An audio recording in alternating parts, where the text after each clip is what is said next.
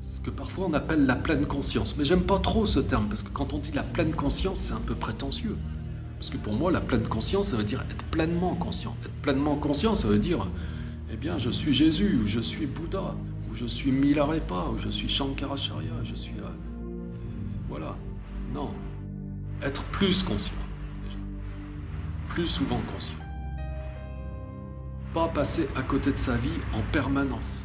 Pouvoir vivre des petites choses pleinement et expérimenter vraiment beaucoup plus de bonheur plus souvent, quoi.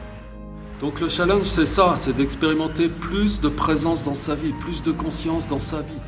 Être capable de développer cet automatisme aussi, qui fait que dès qu'il y a des mouvements du mental qui nous entraînent un petit peu malgré nous, eh bien on puisse développer de manière automatique ce réflexe que la conscience revient.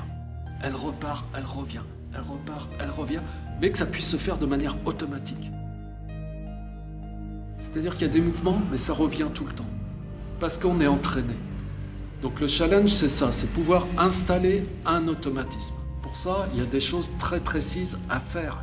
Et ce n'est pas les techniques de méditation habituelles que l'on fait, parce que, voilà, je vous l'expliquerai, c'est un petit peu étonnant d'ailleurs qu'on n'enseigne pas plus ça, mais c'est, on peut dire, jamais enseigné. C'est ça qui est fou, quoi. Je ne comprends pas. Donc moi-même, j'ai perdu beaucoup de temps, mais...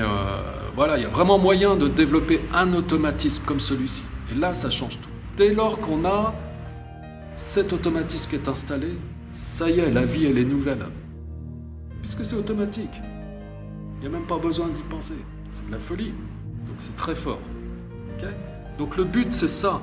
Pour mieux se sentir déjà dans sa vie, dans sa peau, pour mieux se sentir avec son environnement, son entourage, que ce soit au niveau familial, professionnel, social, amical ou autre, pour avoir un meilleur rapport à ses émotions, voir les choses arriver, ok, aussi. Parce que quand on les voit pas arriver, c'est là qu'on se fait entraîner comme un tsunami, quoi, pour avoir une meilleure relation avec la vie, être en paix. Et avoir ce sentiment que on a une certaine maîtrise sur notre vie, quoi.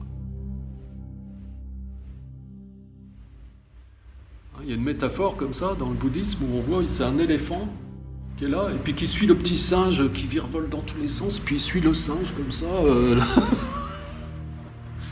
On est dans cette situation. Donc là, c'est équilibrer un peu plus cette relation entre les deux, quoi.